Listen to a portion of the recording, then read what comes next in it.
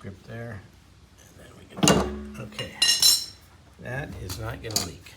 Here we are with the barrel outside, and I'm showing you where I'm putting next to the existing barrel.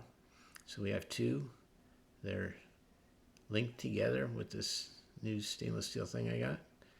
And the first barrel gets the water from the downspout, just goes in there, and then it just doubles the capacity basically.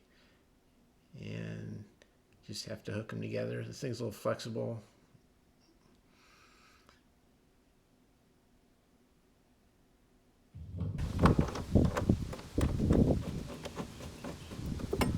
So of course you want it down at the bottom and not at the top, because you want you're basically going to collect this much water, and it's going to feed into this one, and it's going to come out there.